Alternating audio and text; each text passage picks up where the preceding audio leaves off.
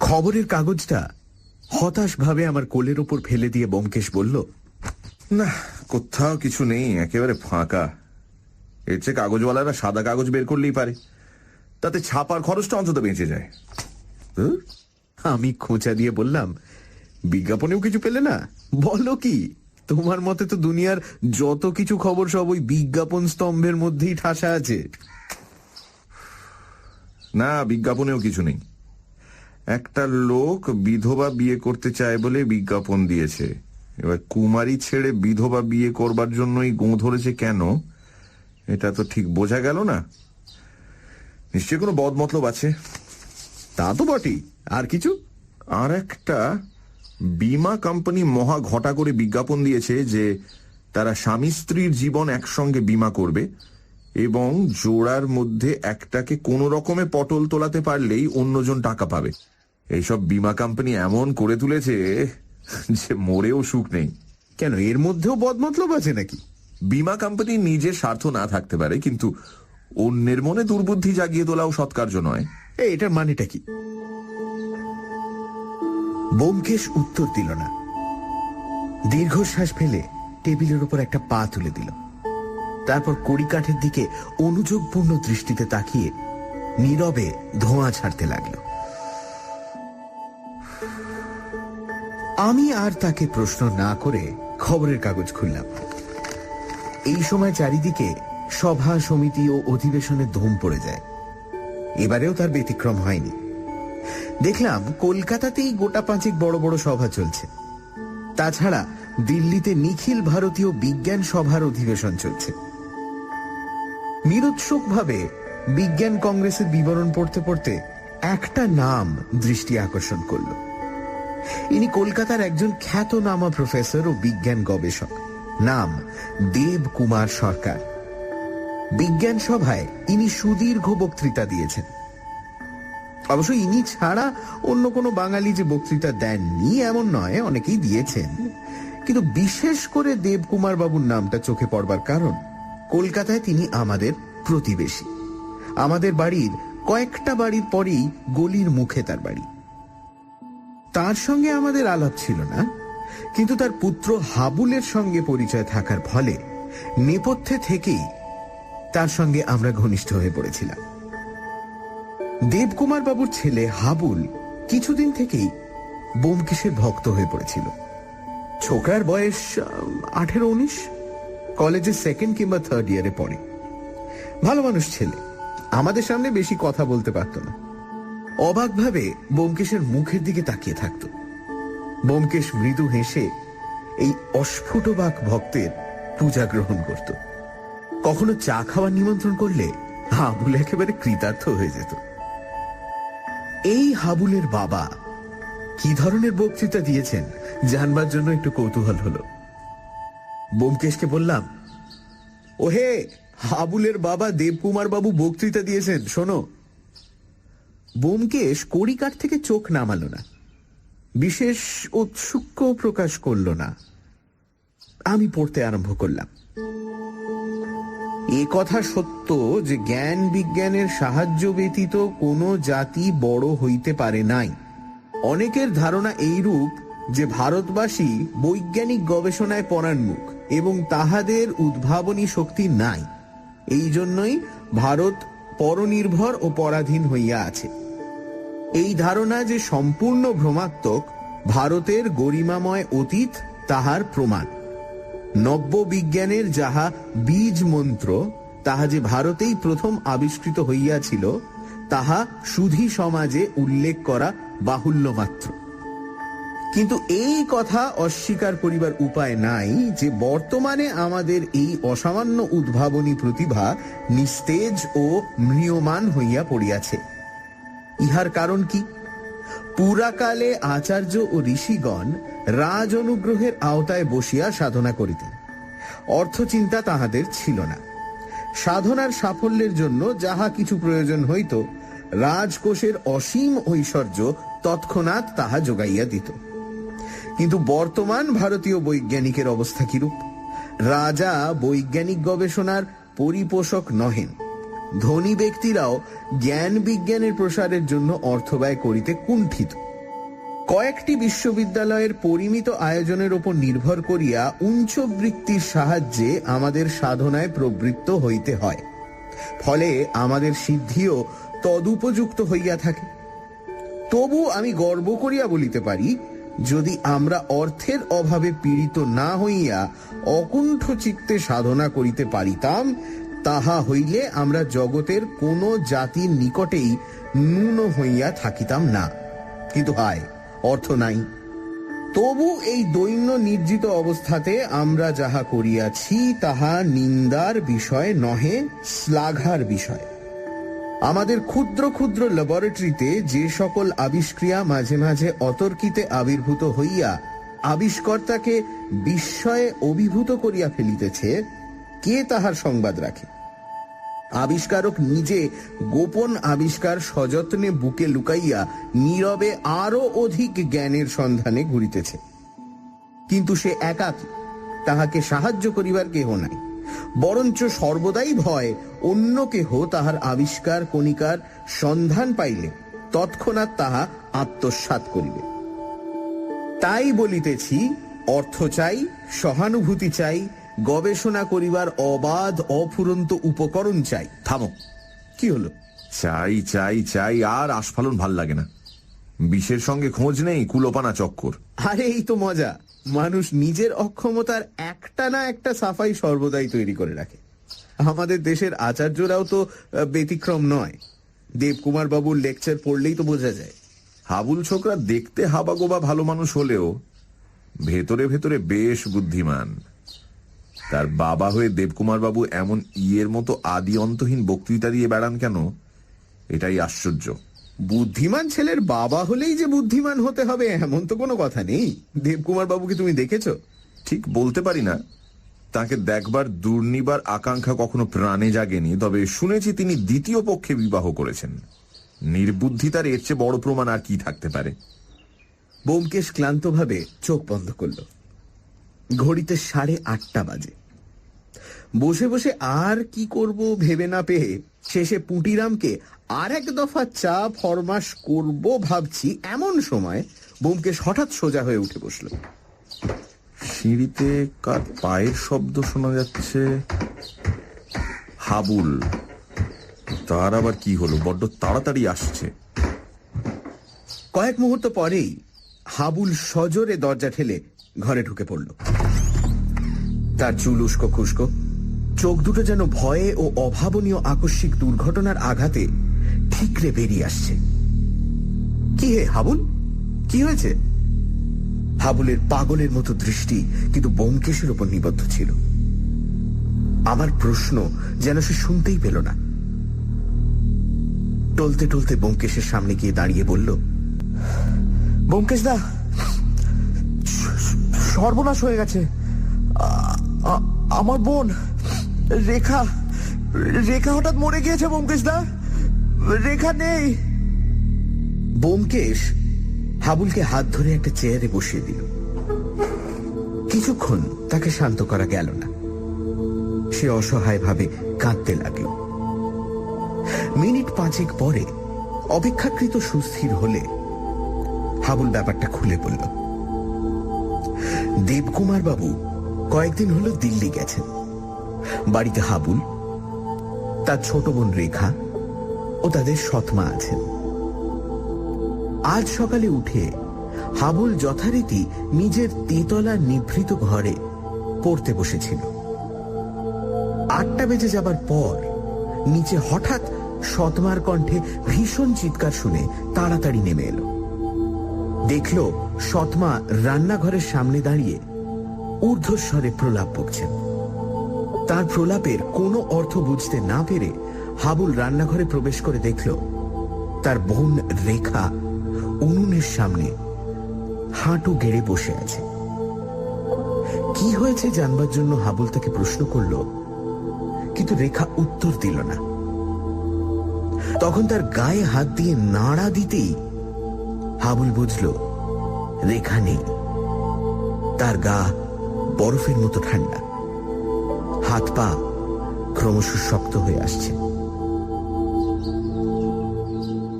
আমি এখন কি করব ব্যোমকেশ দা? বাবা বাড়ি নেই, তাই আপনার কাছে ছুটে এলুম। রেখা নেই ব্যোমকেশদা, রেখা মরে গিয়েছে। কি করে এমন হলো ব্যোমকেশদা? হাবুল, তুমি পুরুষ মানুষ, বিপদে অধীর হয়েও না। কি হয়েছিল রেখার বলো দেখি? বুকের ব্যামো ছিল কি? তা তো জানি না। কত বয়স? 16 বছর, আমার চেয়ে 2 বছরের ছোট। সম্প্রতি কোনো অসুখ বিসুখ হয়েছিল? বেরি বেরি বা ওইরকম কিছু? না। চলো তোমার বাড়িতে চলো। নিজের চোখে না দেখলে কিছুই ধারণা করা যাচ্ছে না। তোমার বাবাকে তার করা দরকার, তিনি এসে পড়ুন, কিন্তু সে 2 ঘন্টা পরে করলেও চলবে। আপাতত একজন ডাক্তার চাই। আচ্ছা, তোমার বাড়ির কাছেই ডাক্তার রুদ্র থাকেন না? বেশ, এসো অজিত।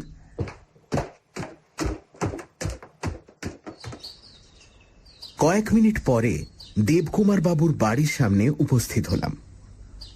আমরা দরজায় এসে দাঁড়াতেই ভেতর থেকে একটা তীক্ষ্ণ স্ত্রী কণ্ঠের এক টানা আওয়াজ কানে এলো।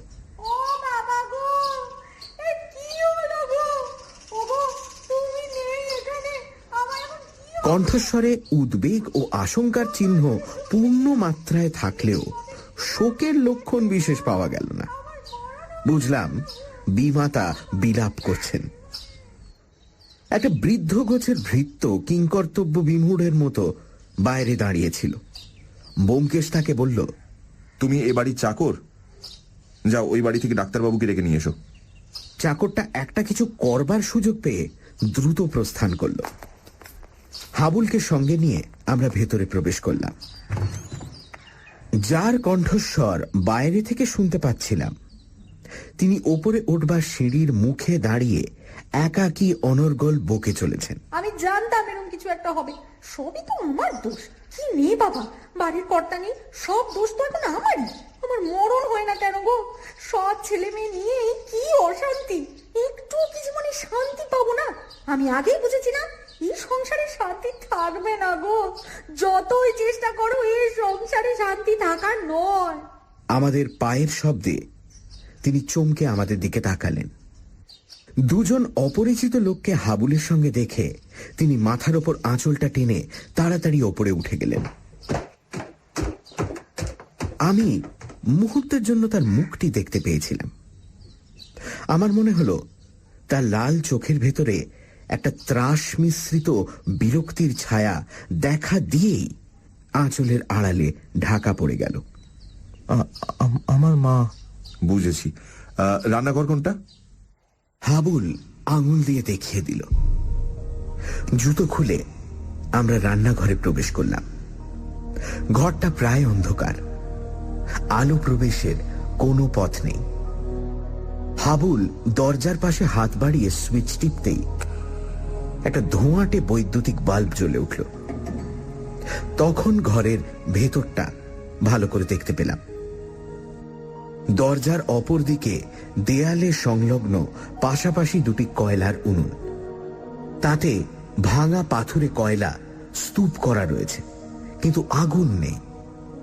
এই অগ্নিহীন চুল্লির সামনে নতজানু হয়ে একটি মেয়ে বসে আছে, যেন বেদি প্রান্তে উপাসনারত একটি স্ত্রী মূর্তি। মেয়েটির দেহ সামনের দিকে ঝুঁকে আছে, মাথাও বুকের উপর নেমে পড়েছে। হাত দুটি সামনে বাড়ানো দেখে মনে হয় না যে সে মৃত। ব্যোমকেশ সন্তর্পণে গিয়ে তার নাড়ি টিপল। তার মুখ দেখেই বুঝলাম নাড়ি নেই। ব্যোমকেশ হাত ছেড়ে দিয়ে ধীরে ধীরে মেয়েটির থুতনি ধরে মুখ তুলল। প্রাণহীন দেহে মৃত্যু কাঠিন্য দেখা দিতে আরম্ভ করেছে। মুখ অল্প একটুখানি উঠল। মেয়েটি বেশ সুশ্রী, হাবুলের মতো নয়। রং ফর্সা, মুখের গড়ন ধারালো, নিচের ঠোঁট অভিমানিনীর মতো সামান্য ফোলা। 16 বছর বয়স অনুযায়ী গড়ন ভালোই। মাথার দীর্ঘ চুলগুলি বোধহয় স্নানের আগে বিনুনি খুলে পিঠে ছড়িয়ে দিয়েছিল, সেইভাবেই ছড়ানো আছে। পরনে একটি আধময়লা গঙ্গা যমুনা ডুরে। গয়নার মধ্যে হাতে 3 গাছি করে সোনার চুড়ি, কানে মিনে করা হালকা ঝুমকো, গলায় একটা সরু হার। ব্যোমকেশ কাছ থেকে তাকে ভালো করে দেখে নিয়ে উঠে দাঁড়ালো। তারপর দূর থেকে তার বসবার ভঙ্গি সমগ্রভাবে দেখবার জন্য কয়েক পা সরে দাঁড়ালো। খানিকক্ষণ একাগ্র দৃষ্টিতে মেয়েটির দিকে তাকিয়ে থাকবার পর সে আবার কাছে ফিরে এলো। মেয়েটির ডান হাতটি তুলে হাতের তালু পরীক্ষা করে দেখল। তালুতে কয়লার কালি লেগে আছে। সে নিজের হাতে উনুনে কয়লা দিচ্ছিল, সহজেই অনুমান করা যায়। আঙুলগুলি একটু কুঁচকানো, তর্জনী ও বুড়ো আঙুল পরস্পরের সঙ্গে ঠেকে আছে। ব্যোমকেশ আঙুল দুটি সাবধানে আলাদা করতেই একটি ক্ষুদ্র জিনিস খসে মাটিতে পড়ল। ব্যোমকেশ সেটা মাটি থেকে তুলে নিজের তালুতে রেখে আলোয় নিয়ে গিয়ে পরীক্ষা করল। আমিও ঝুঁকে দেখলাম। একটি দেশলাই কাঠির অতি ক্ষুদ্র অংশ। দেশলাই কাঠি জ্বলে আঙুল পর্যন্ত পৌঁছলে যেটুকু বাকি থাকে সেইটুকুই। গভীর মনঃসংযোগে কাঠিটা কিছুক্ষণ নিরীক্ষণ করে ব্যোমকেশ সেটা ফেলে দিল। তারপর মেয়েটির বাঁ হাত তুলে দেখল। বাঁ হাতটি মুঠো করা ছিল। মুঠো খুলতেই একটি দেশলাইয়ের বাক্স দেখা গেল। ব্যোমকেশ বাক্সটি নিয়ে খুলে দেখল কয়েকটি কাঠি রয়েছে। ভাবতে ভাবতে বলল, আমিও তাই প্রত্যাশা করেছিলুম। দেশলাই জেলে উনুনে আগুন দিতে যাচ্ছিল, এমন সময় মৃত্যু হয়েছে। তারপর মৃতদেহ ছেড়ে ঘরের চারদিকে দৃষ্টি ফেরাল। মেঝের উপর ভিজে পায়ের ছাপ শুকিয়ে অস্পষ্ট দাগ হয়েছিল। সেগুলো ভালো করে পরীক্ষা করল। শেষে ঘাড় নেড়ে বলল, না, মৃত্যুকালে ঘরে আর কেউ ছিল না। পরে একজন স্ত্রীলোক ঘরে ঢুকেছিলেন, তারপর হাবুল ঢুকেছিল। এই সময় বাইরে শব্দ শোনা গেল। ব্যোমকেশ বলল, ওই বোধহয় ডাক্তার রুদ্র এলেন। হাবুল, তাকে নিয়ে এসো। হাবুল বেরিয়ে গেল। আমি এই অবসরে ব্যোমকেশকে জিজ্ঞেস করলাম, ব্যোমকেশ, কিছু বুঝলে? ব্যোমকেশ ভুরু কুঁচকে মাথা নাড়ল। কিছু না, কেবল এইটুকু বোঝা যাচ্ছে যে মেয়েটি মৃত্যুর আগের মুহূর্ত পর্যন্ত জানত না যে মৃত্যু এত কাছে। ডক্টর রুদ্রকে নিয়ে হাবুল ফিরে এলো। ডক্টর রুদ্র বয়স্ক লোক, কলকাতার একজন নামজাদা চিকিৎসক, কিন্তু অত্যন্ত রূঢ় ও কটুভাষী বলে তার দুর্নাম ছিল। মেজাজ সর্বদাই সপ্তমে চড়ে থাকত। এমনকি মুমূর্ষু রোগীর ঘরেও তিনি এমন ব্যবহার করতেন যে তিনি না হয়ে অন্য কোনো ডাক্তার হলে তার পেশা চলা কঠিন হয়ে পড়ত। একমাত্র চিকিৎসা শাস্ত্রে অসাধারণ প্রতিভার বলে তিনি পশার প্রতিপত্তি বজায় রেখেছিলেন। এছাড়া তার মধ্যে অন্য কোনো গুণ আজ পর্যন্ত কেউ দেখতে পায়নি। ডক্টর রুদ্রের চেহারা থেকে তার চরিত্রের একটা আভাস পাওয়া যেত। নিকষ কালো গায়ের রং, ঘোড়ার মতো লম্বা কদাকার মুখে রক্তবর্ণ দুটো চোখ যেন মানুষকে মানুষ বলেই গণ্য করে না। তিনি যখন ঘরে এসে ঢুকলেন তখন মনে হলো মূর্তিমান দম্ভ কোট প্যান্টালুন ও জুতো পরে ঘরের মধ্যে এসে দাঁড়িয়েছে। হাবুল নীরবে আঙুল দিয়ে বোনের দেহ দেখিয়ে দিল। ডক্টর রুদ্র স্বভাব কর্কশ্বরে জিজ্ঞেস করলেন, কি হয়েছে? মারা গেছে? ব্যোমকেশ বলল, আপনি দেখুন। ডক্টর রুদ্র ব্যোমকেশের দিকে কড়া দৃষ্টিতে তাকিয়ে বললেন, আপনি কে? আমি পারিবারিক বন্ধু। ব্যোমকেশকে সম্পূর্ণ উপেক্ষা করে ডক্টর রুদ্র হাবুলকে জিজ্ঞেস করলেন, এটি কে? দেবকুমার বাবুর মেয়ে? হাবুল ঘাড় নাড়ল। ডক্টর রুদ্রের কপালে যেন খানিকটা কৌতূহল প্রকাশ পেল। তিনি মৃতদেহের দিকে তাকিয়ে বললেন, এরই নাম রেখা? হাবুল আবার ঘাড় নাড়ল। কি হয়েছিল? কিছু না, হঠাৎই। ডক্টর রুদ্র তখন হাঁটু গেড়ে রেখার পাশে বসলেন। মুহূর্তের জন্য একবার নাড়িতে হাত দিলেন, একবার চোখের পাতা টেনে চোখের মনি দেখলেন, তারপর উঠে দাঁড়িয়ে বললেন, মারা গেছে। প্রায় 2 ঘন্টা আগে মৃত্যু হয়েছে। রেগা মর্টিস সেট ইন করেছে। কথাগুলো তিনি এমন পরিতৃপ্তির সঙ্গে বললেন যেন অত্যন্ত সুসংবাদ, শোনা মাত্র শ্রোতারা খুশি হয়ে উঠবে। ব্যোমকেশ প্রশ্ন করল, কিসে মৃত্যু হয়েছে বলতে পারেন কি? সেটা অটপসি না করে বলা অসম্ভব। আমি চললাম।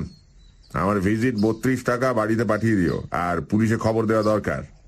মৃত্যু সন্দেহজনক।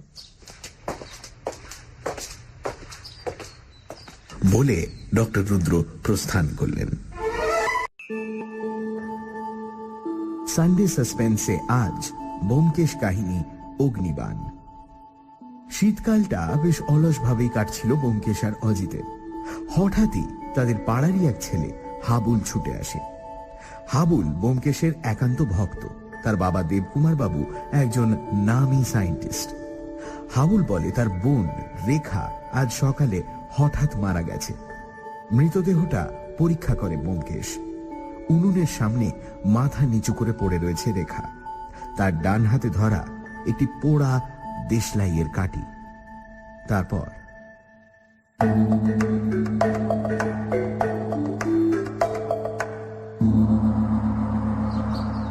রান্নাঘর থেকে বেরিয়ে এসে ব্যোমকেশ বলল, পুলিশে খবর পাঠানোই উচিত, নইলে আরো অনেক হাঙ্গামা হতে পারে। আমাদের থানার দারোগা বীরেনবাবুর সঙ্গে আমার আলাপ আছে, আমি তাকে খবর দিচ্ছি। এক টুকরো কাগজে তাড়াতাড়ি করে কয়েক ছত্র লিখে ব্যোমকেশ চাকরের হাতে দিয়ে থানায় পাঠিয়ে দিল। তারপর বলল, মৃতদেহ এখন নাড়াচাড়া করে কাজ নেই। পুলিশ এসে যা হয় করবে। দরজায় শেকল তুলে দিয়ে বলল, হাবুল, একবার রেখার ঘরটা দেখতে গেলে ভালো হতো।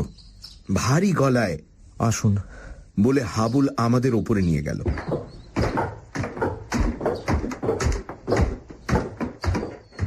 প্রথম খানিকটা কান্নাকাটি করার পর সে কেমন যেন আচ্ছন্নের মতো হয়ে পড়েছিল।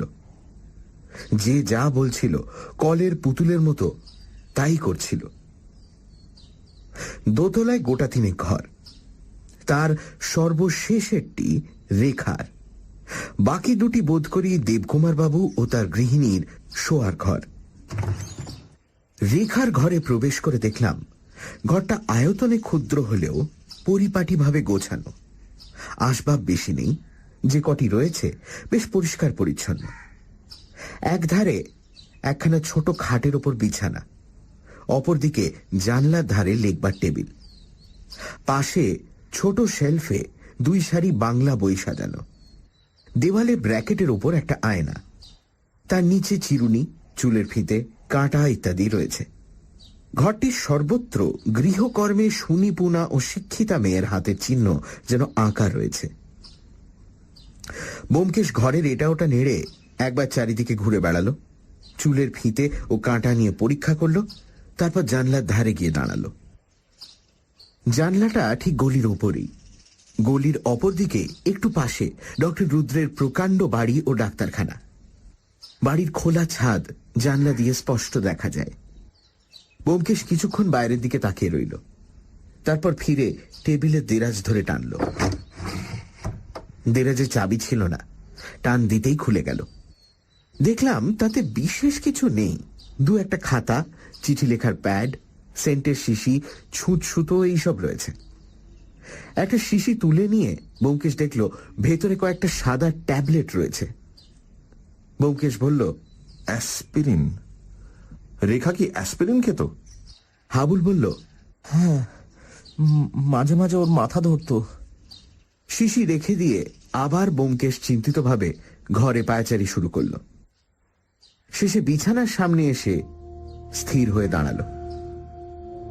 বিছানায় শোয়ার চিহ্ন রয়েছে, লেপটা এলোমেলো ভাবে পায়ের দিকে পড়ে আছে, মাথার বালিশে মাথার চাপের দাগ। কিছুক্ষণের জন্য মনটা খারাপ হয়ে গেল। এই তো মানুষের জীবন, যার শোয়ার দাগ এখনো বিছানা থেকে মিলিয়ে যায়নি, সে আজ সকালে উঠেই কোন অনন্তের পথে যাত্রা করেছে তার ঠিকানা নেই। ব্যোমকেশ অন্যমনস্কভাবে মাথার বালিশটা তুলল। একখণ্ড ফিকে সবুজ রঙের কাগজ বালিশের তলায় চাপা ছিল। বালিশ সরাতেই সেটা বেরিয়ে পড়ল। ব্যোমকেশ চমকে কাগজটা তুলে নিয়ে উল্টে পাল্টে দেখল ভাঁজ করা চিঠির কাগজ। সে একবার একটু ইতস্তত করল, তারপর চিঠির ভাঁজ খুলে পড়তে আরম্ভ করল। আমিও গলা বাড়িয়ে চিঠিটা পড়লাম। মেয়েলি ছাদের অক্ষরে তাতে লেখা রয়েছে, নন্তুদা, আমাদের বিয়ের সম্বন্ধ ভেঙে গেল। তোমার বাবা 10,000 টাকা চান। অত টাকা বাবা দিতে পারবেন না। আর কাউকে আমি বিয়েও করতে পারবো না। এটা বোধ হয় তুমিও জানো। কিন্তু এ বাড়িতে থাকা অসহ্য হয়ে উঠেছে। আমাকে একটু বিষ দিতে পারো? তোমাদের ডাক্তারখানায় তো অনেক রকমের বিষ পাওয়া যায়। দিও। যদি না দাও, অন্য যে কোনো উপায়ে আমি মরব। তুমি তো জানো আমার কথার নড়চড় হয় না। ইতি, তোমার রেখা।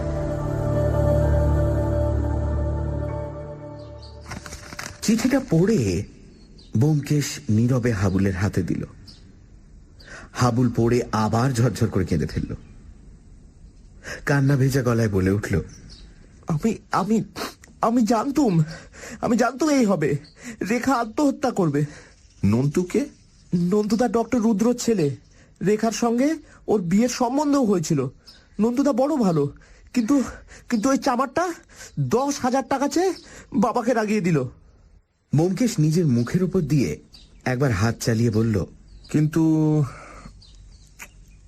যাক। তারপর হাবুলের হাত ধরে বিছানায় বসিয়ে স্নিগ্ধ স্বরে তাকে সান্ত্বনা দিতে লাগল। হাবুল রুদ্ধ স্বরে বলল, ব্যোমকেশ দা, নিজের বলতে আমার ওই বোনটা ছাড়া আর কেউ ছিল না। মা নেই, বাবাও আমাদের কথা ভাবার সময় পান না। বলে সে মুখে কাপড় দিয়ে ফোঁপাতে লাগলো।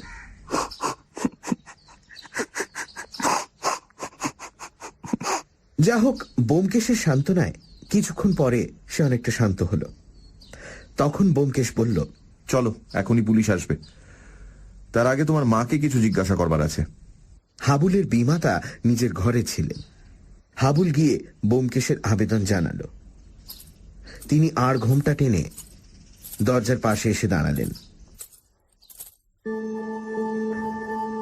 এর আগে তাকে এক নজর মাত্র দেখেছি, এখন আরো ভালো করে দেখলাম। তার বয়স বোধ হয় 27-28 হবে। রোগা লম্বা ধরনের চেহারা, রং বেশ ফর্সা, মুখের গড়নও সুন্দর। কিন্তু তবু তাকে দেখে সুন্দরী বলা তো দূরের কথা, চলনসই বলতেও দ্বিধা হয়। চোখের দৃষ্টিতে একটা স্থায়ী প্রখরতা। পাতলা ঠোঁট এমন ভাবে বেঁকে আছে যেন সর্বদাই অন্যের দোষ ত্রুটি দেখছেন। তার অসন্তোষ চিহ্নিত মুখ দেখে আমার মনে হলো বিয়ের পর থেকে হয়তো ইনি একদিনের জন্যও সুখী হননি। মানসিক উদারতার অভাবে সপত্নী সন্তানদেরও কখনো স্নেহের দৃষ্টিতে দেখেননি। নিজেরও সন্তান হয়নি, তাই তার স্নেহহীন মুখ মরুভূমির মতো শুকনো হয়ে রয়েছে। আর একটা জিনিস লক্ষ্য করলাম, তার বোধ হয় সূচিবাই আছে। তিনি যেরকম ভঙ্গিতে দরজার পাশে এসে দাঁড়ালেন, তাতে মনে হলো তিনি নিজেকে ও নিজের ঘরটিকে সর্বপ্রকার অশুদ্ধি থেকে রক্ষা করবার চেষ্টা করছেন। পাছে আমরা তার ঘরে পদার্পণ করে ঘরের পবিত্রতা নষ্ট করে দিই, তাই দ্বার আগলে দাঁড়িয়ে রয়েছেন। আমরা অবশ্য ঘরে প্রবেশ করার চেষ্টা করলাম না, বাইরেই দাঁড়িয়ে রইলাম। ব্যোমকেশ প্রশ্ন করল, আজ সকালে রেখার সঙ্গে আপনার দেখা হয়েছিল? উত্তরে মহিলাটি এক গঙ্গা কথা বলে গেলেন। দেখলাম অন্যান্য নারী সুলভ সদ্গুণের মধ্যে বাচালতাও বাদ নেই। একবার কথা বলা শুরু করলে আর থামতে পারেন না। ব্যোমকেশের ছোট্ট প্রশ্নের উত্তরে তিনি তার মনের ও সংসারের অধিকাংশ কথাই বলে ফেললেন। আজ সকালে ঝি আসেনি দেখে তিনি রেখাকে রান্নাঘর ধুয়ে উনুনে আগুন দিতে বলেছিলেন। অবশ্য সপত্নী সন্তানদের তিনি সাধারণত সংসারের কোনো কাজ করতে বলেন না, নিজের গতর যতদিন আছে নিজেই সব করেন। কিন্তু তবু সংসারের সমস্ত কাজ করা তো আর একা মানুষের দ্বারা সম্ভব নয়। তাই তিনি রেখাকে উনুনটা ধরাতে বলে নিজের শোবার ঘর পরিষ্কার করে স্নান করতে গিয়েছিলেন। স্নান সেরে তিনি ওপরে চলে এসেছেন। রান্নাঘরে কি হচ্ছে না হচ্ছে তিনি দেখেননি। তারপর কাপড় ছেড়ে চুল মুছে 10 বার ইষ্টমন্ত্র জপ করে নিচে গিয়ে দেখেন ওই কাণ্ড। সপত্নী সন্তানদের কোনো কথায় তিনি থাকেন না, অথচ এমনই তার কপাল যে যত ঝঞ্ঝাট তাকেই পোয়াতে হয়। এখন যে ব্যাপার ঘটেছে তাতে সকলেই হয়তো তাকেই দুষবে। বিশেষত কর্তা ফিরে এসে যে কি মহামারী কাণ্ড বাঁধাবেন তা কল্পনা করাও দুষ্কর। একে তো তিনি কর্তার চক্ষুশূল, তিনি মরলেই কর্তা বাঁচেন। বাক্যস্রোত কিঞ্চিত থামলে ব্যোমকেশ ধীরে ধীরে জিজ্ঞেস করল, আজ সকালে আপনি রেখাকে কি কোনো রূঢ় কথা বলেছিলেন? এবার মহিলাটি একেবারে তেলে বেগুনে জ্বলে উঠলেন। রূঢ় কথা আমার মুখ দিয়ে বেরোয় না, তেমন ভদ্রলোকের নিয়ে আমি নই।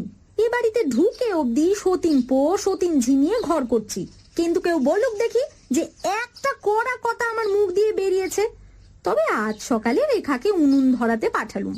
সে রান্নাঘর থেকে ফিরে এসে বললে দেশলাই খুঁজে পাচ্ছে না, বলে ঘরে ঢুকে ব্র্যাকেটের উপর দেশলাই নিলে। আমি তখন মেজে মুছছিলুম। বললুম, বাসি কাপড়ে ঘরে ঢুকলে এত বড় মেয়ে হয়েছ, এইটুকু হুঁশ নেই? দেশলাইয়ের দরকার ছিল দোকান থেকে একটা আনিয়ে নিলেই পারতে। এইটুকুই বলেছি, এছাড়া আর একটি কথাও আমার মুখ দিয়ে বেরোয়নি। এতে যদি অপরাধ হয়ে থাকে তো ঘাট মানছি। অপরাধের কথা নয়, কিন্তু দেশলাই নিতে রেখা আপনার ঘরে এলো কেন? আপনার ঘরেই কি দেশলাই থাকে? হ্যাঁ, রাত্রিরে আমি অন্ধকারে ঘুমোতে পারি না, তেলের ল্যাম্প জ্বেলে শুই, তাই ঘরে দেশলাই রাখতে হয়। ওই ব্র্যাকেটের উপর ল্যাম্প আর দেশলাই থাকে, সবাই জানে, রেখাও জানতো। ঘরের মধ্যে উঁকি মেরে দেখলাম খাটের মাথার দিকে একটা ছোট কাঠের ব্র্যাকেট, তার উপর ছোট একটা ল্যাম্প রয়েছে। ঘরের অন্যান্য অংশ এই সুযোগে দেখে নিলাম। পরিচ্ছন্নতার বাড়াবাড়ি, এমনকি দেওয়ালে মা কালীর ছবিটি পর্যন্ত যেন ঘরের সুচিতা ভঙ্গের ভয়ে সন্ত্রস্তভাবে জিভ বার করে আছেন। ভুরু কুচকে ব্যোমকেশ জিজ্ঞেস করল, তাহলে এই সময় রেখাকে আপনি শেষ দেখেন, তারপর আর তাকে জীবিত দেখেননি? না, দেখিনি। তারপর বলে গৃহিণী বোধ করি আবার এক প্রস্থ বক্তৃতা শুরু করতে যাচ্ছিলেন, এমন সময় নিচে থেকে চাকর জানালো যে দারোগা বাবু এসেছেন। আমরা নিচে নেমে গেলাম। দারোগা বীরেন বাবুর সঙ্গে ব্যোমকেশের ঘনিষ্ঠতা ছিল, দুজনেই দুজনের কদর বুঝতেন। বীরেন বাবু মধ্যবয়স্ক লোক, হৃষ্টপুষ্ট মজবুত চেহারা, বিচক্ষণ ও চতুর কর্মচারী বলে তার সুনাম ছিল। ব্যোমকেশ তাকে যথেষ্ট শ্রদ্ধা করত। কয়েকটা জটিল ব্যাপারে ব্যোমকেশকে তার সাহায্য নিতে হয়েছিল। শহরের নিম্ন শ্রেণীর গাঁটকাটা ও গুন্ডাদের চালচলন সম্বন্ধে তার অগাধ অভিজ্ঞতা ছিল। ব্যোমকেশের সঙ্গে মুখোমুখি হতেই বীরেনবাবু বললেন, কি খবর ব্যোমকেশ বাবু? গুরুতর কিছু নাকি? আপনি নিজেই তার বিচার করুন। মৃতদেহ পোস্টমর্টেমের জন্য রওনা করে দিয়ে দেবকুমার বাবুকে টেলিগ্রাম পাঠিয়ে এই শোচনীয় ব্যাপারের যথাসম্ভব সুব্যবস্থা করতে বেলা 2টো বেজে গেল। বাড়ি ফিরে আমি আর ব্যোমকেশ যখন খাওয়া শেষ করছি তখন শীতের বেলা পড়ে আসছে। ব্যোমকেশ বিমনা ও নীরব হয়ে রইল। মস্তিষ্কে যে খোরাকের জন্য আমরা ব্যাকুল হয়ে উঠেছিলাম তা এমন নির্মম ভাবে দেখা দেবে কে ভেবেছিল? বেচারা হাবুলের কথা বারবার মনে পড়ে মনটা খারাপ হয়ে যাচ্ছিল।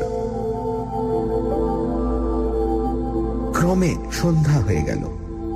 ব্যোমকেশ দৃষ্টিহীন চোখে জানলার বাইরে তাকিয়ে চুপ করে বসে রইল।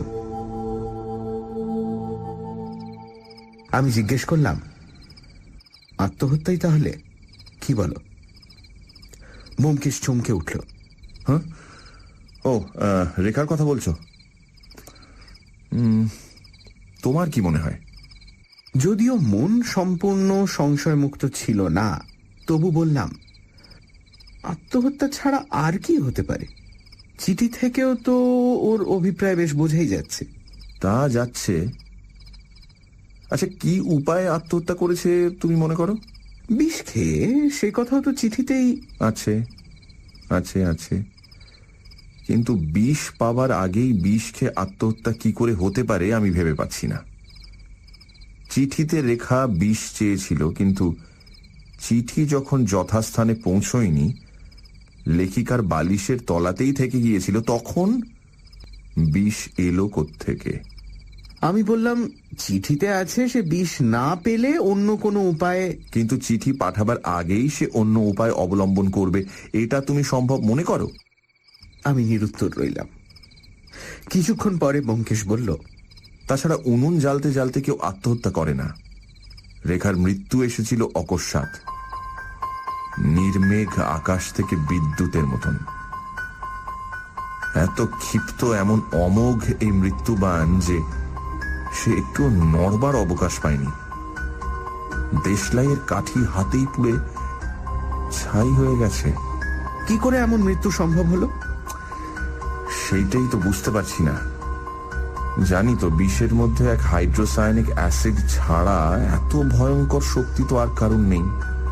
কিন্তু আমি একটু সংকুচিত ভাবে বললাম, আমি ডাক্তারি সম্বন্ধে কিছু জানি না, কিন্তু হঠাৎ হার্ট ফেল করে মৃত্যু সম্ভব নয় কি?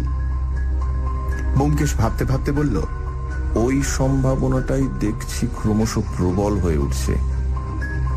রেখা মাথা ধরার জন্য অ্যাসপিরিন খেত, হয়তো ভেতরে ভেতরে হৃদযন্ত্র দুর্বল হয়ে পড়েছিল, কিন্তু না, কোথায় যেন বেঁধে যাচ্ছে। হার্ট ফেলের সম্ভাবনাটা নিশ্চিতভাবে গ্রহণ করতে পারছি না, যদিও যুক্তি প্রমাণ সব ওই দিকেই নির্দেশ করছে। ব্যোমকেশ অপ্রতিভভাবে হাসল। বুদ্ধির সঙ্গে মনের আপোষ করতে পারছি না। কেবলই মনে হচ্ছে মৃত্যুটা সহজ নয়, সাধারণ নয়, কোথায় একটা মস্ত গলদ আছে।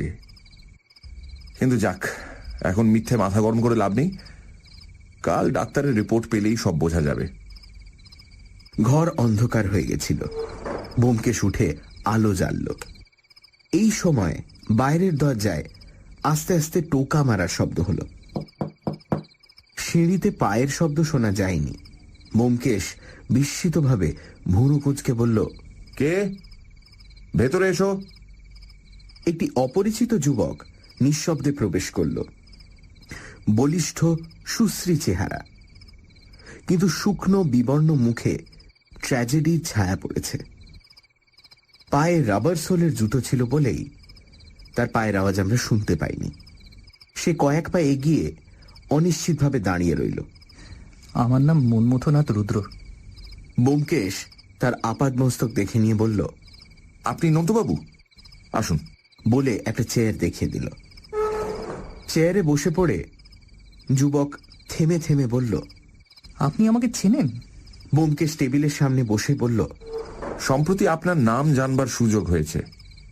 আপনি রেখার মৃত্যু সম্বন্ধে কিছু জানতে চান? যুবকের কণ্ঠস্বর একটু কেঁপে গেল।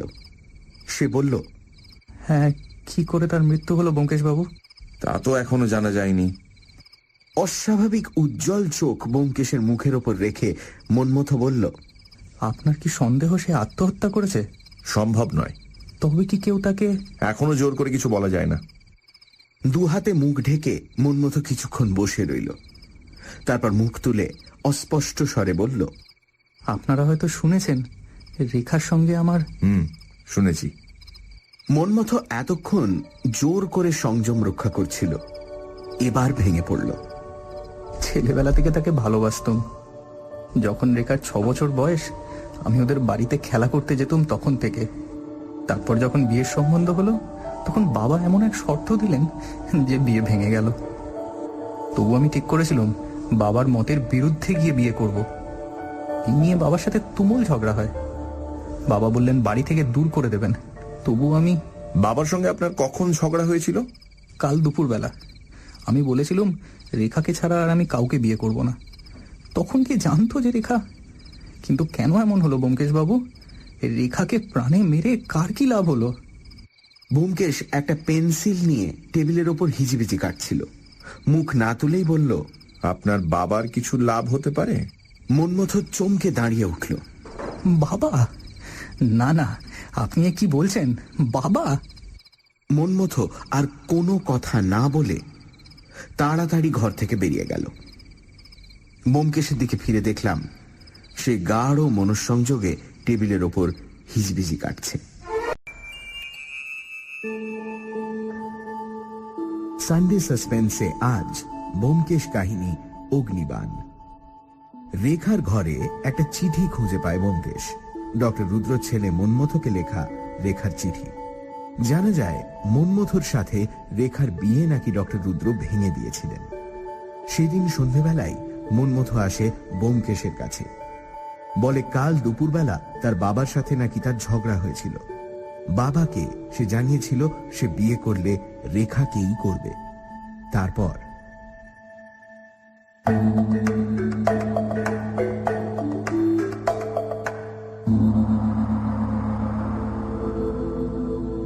পরদিন সকালবেলাটা ডাক্তারের রিপোর্টের প্রতীক্ষায় কেটে গেল, কিন্তু রিপোর্ট এলো না। ব্যোমকেশ ফোন করে থানায় খবর নিল, কিন্তু সেখানেও কোনো খবর পাওয়া গেল না। বিকেল বেলা আন্দাজ 4:30 সময় দেবকুমার বাবু এলেন। আলাপ না থাকলেও তার মুখ চেনা ছিল। আমরা খাতির করে তাকে বসালাম। তিনি হাবুলের টেলিগ্রাম পাওয়া মাত্র দিল্লি ছেড়ে রওনা হয়েছিলেন। আজ দুপুরে এসে পৌঁছেছেন। তার বয়স 40 কি 41 বছর, কিন্তু চেহারা দেখে আরো বর্ষিয়ান মনে হয়। মোটাসোটা দেহ, মাথায় টাক, চোখে পুরু কাচের চশমা। তিনি স্বভাবতই একটু অন্যমনস্ক প্রকৃতির লোক বলে মনে হয়। তার গলাবন্ধ কোট ও গোল চশমা পরা পেঁচার মতো চেহারা কলকাতার ছাত্রমহলে কারো অপরিচিত ছিল না। প্রতিবেশী বলে আমিও এর আগে কয়েকবার দেখেছি, কিন্তু এখন দেখলাম তার চেহারা কেমন যেন শুকিয়ে উঠেছে। চোখের কোলে গভীর কালির দাগ, গালের মাংস চুপসে গেছে। চশমার কাঁচের ভেতর থেকে আমার দিকে তাকিয়ে তিনি বললেন, ও, আপনি ব্যোমকেশ বাবু? আমি ব্যোমকেশকে দেখিয়ে দিলাম। তিনি ব্যোমকেশের দিকে ফিরে বললেন, ও, বলে হাতের মোটা লাঠিটা টেবিলের উপর রাখলেন। ব্যোমকেশ মামুলি দু একটা সহানুভূতির কথা বলল। দেবকুমার বাবু বোধহয় তা শুনতে পেলেন না। তার ক্ষীণ দৃষ্টি তিনি একবার ঘরের ওপর বুলিয়ে নিলেন। তারপর ক্লান্ত স্বরে বললেন, কাল বেলা 10টায় দিল্লি থেকে বেরিয়ে আজ 2:30টার সময় এখানে এসে পৌঁছেছি। প্রায় 30 ঘন্টা ট্রেনে। আমি চুপ করে রইলাম। শারীরিক ক্লান্তি তার প্রতি অঙ্গে ফুটে উঠছিল। দেবকুমার তারপর ব্যোমকেশের দিকে চোখ ফেরালেন। হাবুলের মুখে আপনার কথা শুনেছি, বিপদের সময় সাহায্য করেছেন। আপনাকে অশেষ ধন্যবাদ। সে কি কথা, যদি একটু সাহায্য করতে পেরে থাকি সে তো প্রতিবেশীর কর্তব্য। তা বটে, কিন্তু আপনি কাজের লোক। তারপর হঠাৎ জিজ্ঞাসা করলেন, আচ্ছা, কি হয়েছিল মেয়েটার? কিছু বুঝতে পেরেছেন কি? বাড়িতে ভালো করে তো কেউ কিছু বলতেও পারলো না। ব্যোমকেশ তখন যতখানি দেখেছিল ও বুঝেছিল দেবকুমার বাবুকে বলল। শুনতে শুনতে দেবকুমার বাবু অন্যমনস্কভাবে পকেট থেকে সিগার বার করলেন। সিগার মুখে ধরিয়ে তারপর আবার কি মনে করে সেটা টেবিলের ওপর রেখে দিলেন। আমি তার মুখের দিকে তাকালাম। দেখলাম ব্যোমকেশের কথা শুনতে শুনতে তিনি এত তন্ময় হয়ে গিয়েছেন যে স্নায়বিক উত্তেজনার বশে তার অস্থির হাত দুটো যে কি করছে সেদিকে লক্ষ্য নেই। একবার তিনি চশমা খুলে বড় বড় চোখ দুটো নিষ্পলকভাবে প্রায় 2 মিনিট আমার মুখের উপর নিবদ্ধ করে রাখলেন। তারপর আবার চশমা পরে চোখ বন্ধ করে রইলেন। ব্যোমকেশের বিবরণ শেষ হলে দেবকুমার বাবু অনেকক্ষণ চুপ করে থেকে হঠাৎ বলে উঠলেন, হ্যাঁ, ওই ডাক্তার রুদ্রটা আমার বাড়িতে ঢুকেছিল। চামার, চন্ডাল, টাকার জন্য পারে না এমন কাজ নেই। একটা জীবন্ত পিশাচ। উত্তেজনার বশে তিনি লাঠিটা মুঠো করে ধরে একেবারে দাঁড়িয়ে উঠলেন। তার মুখ হঠাৎ ভীষণ হিংস্র ভাব ধারণ করল। কয়েক মুহূর্ত পরেই কিন্তু আবার তার মুখ স্বাভাবিক অবস্থায় ফিরে গেল। আমাদের চোখে বিস্ময়ের চিহ্ন দেখে মনে হয় তিনি একটু লজ্জাই পেলেন। গলা ঝেড়ে বললেন, আমি চাই ব্যোমকেশবাবু, আর একবার আপনাকে ধন্যবাদ জানাচ্ছি। দরজা পর্যন্ত গিয়ে তিনি থমকে দাঁড়ালেন। ভুরু কুঁচকে কি যেন চিন্তা করলেন, তারপর ফিরে বললেন, আমার পয়সা থাকলে এ ব্যাপারের অনুসন্ধানে আপনাকে নিযুক্ত করতাম, কিন্তু আমি গরিব, আমার পয়সা নেই। ব্যোমকেশ কি একটা বলতে চাইল, তিনি লাঠি নেড়ে তাকে বাধা দিলেন। আর বিনা পারিশ্রমিকে আমি কারো সাহায্য গ্রহণ করতে পারবো না। পুলিশ অনুসন্ধান করছে, তারাই যা পারে করুক। অনুসন্ধান করার আছেই বা কি? হাজার অনুসন্ধান করলেও আমার মেয়েকে তো আর আমি ফিরিয়ে পাবো না। একটা ভ্রম সংশোধন হলো। আমার ধারণা হয়েছিল দেবকুমার বাবু প্রথম পক্ষের ছেলে মেয়েদের ভালোবাসেন না। সেটা ভুল। অন্তত মেয়েকে তিনি খুব বেশি ভালোবাসেন। সিগারটা দেবকুমার বাবু ফেলে গিয়েছিলেন, সেটা দিকে দৃষ্টিপাত করে ব্যোমকেশ বলল, আশ্চর্য অন্যমনস্ক লোক। ডক্টর রুদ্রের উপর ভয়ঙ্কর রাগ দেখেও ব্যোমকেশ উত্তর দিল না। সন্ধ্যের পর দারোগা বীরেনবাবু স্বয়ং ডাক্তারের রিপোর্ট নিয়ে এলেন। বললেন, রিপোর্ট বড় ডিসঅ্যাপয়েন্টিং।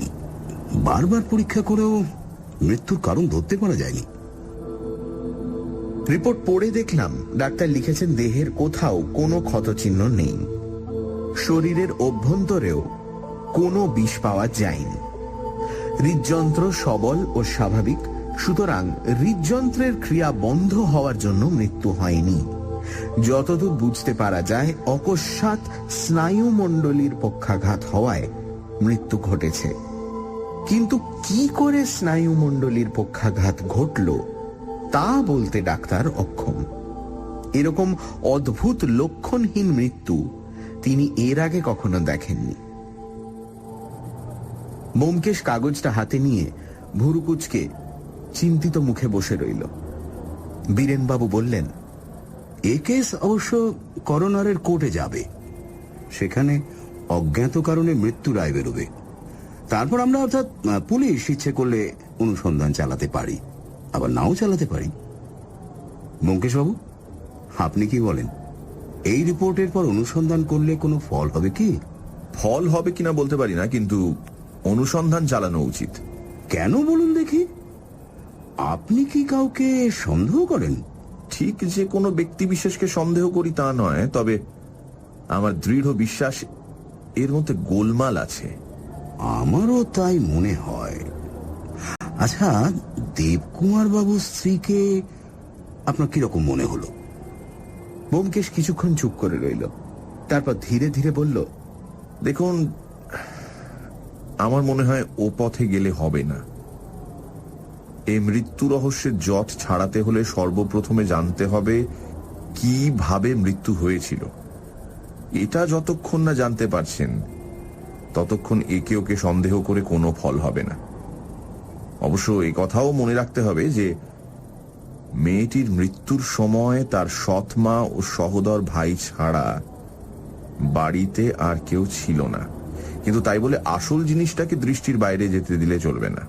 কিন্তু ডাক্তার যে কথা বলতে পারছে না। ডাক্তার কেবল মৃতদেহ পরীক্ষা করেছেন, আমরা মৃতদেহ ছাড়া আরো অনেক কিছু দেখেছি। সুতরাং ডাক্তার যা পারেননি আমরাও তা পারবো না এমন কোনো কথা নেই। কিন্তু তা বটে, কিন্তু যাই হোক, আপনি তো দেবকুমার বাবুর পক্ষ থেকে গোড়া থেকেই আছেন, শেষ পর্যন্ত নিশ্চয়ই থাকবেন। দুজনে পরামর্শ করে চলা যাবে। এই খানিক আগে দেবকুমার বাবু এসেছিলেন, তিনি আমাকে বরখাস্ত করে গেছেন। সে কি? হ্যাঁ, আমার অবৈতনিক সাহায্য তিনি চান না, আর টাকা দিয়ে আমাকে নিয়োগ করতে তিনি অক্ষম। বটে, তিনি অক্ষম কিসে? তিনি তো মোটা মাইনের চাকরি করেন, 700-800 টাকা মাইনে পান শুনেছি। তা হবে। বীরেনবাবুর কপালে ভাঁজ পড়ল।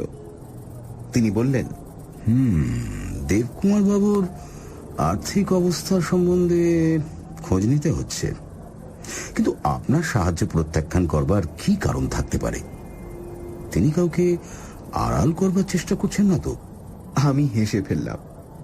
দেবকুমার বাবু অপরাধীকে আড়াল করবার জন্য কৌশলে ব্যোমকেশের সাহায্য প্রত্যাখ্যান করেছেন, এই কথা শুনতে যেমন অদ্ভুত তেমনই হাস্যকর।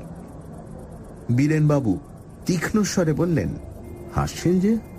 আমি অপ্রস্তুত হয়ে বললাম, আপনি দেবকুমার বাবুকে দেখেছেন? না। তাকে দেখেই বুঝবেন কেন হাসছি। তারপর বীরেনবাবু উঠলেন। বিদায়কালে ব্যোমকেশকে বললেন, আমি এ ব্যাপারে তল পর্যন্ত অনুসন্ধান করে দেখব, যদি কিনারা করতে পারি।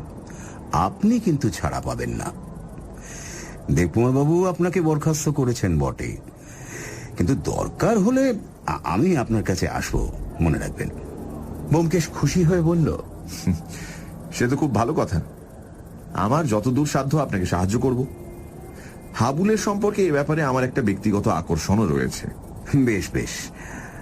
আচ্ছা, উপস্থিত কোন পথে চললে ভালো হয়? কিছু ইঙ্গিত দিতে পারেন কি?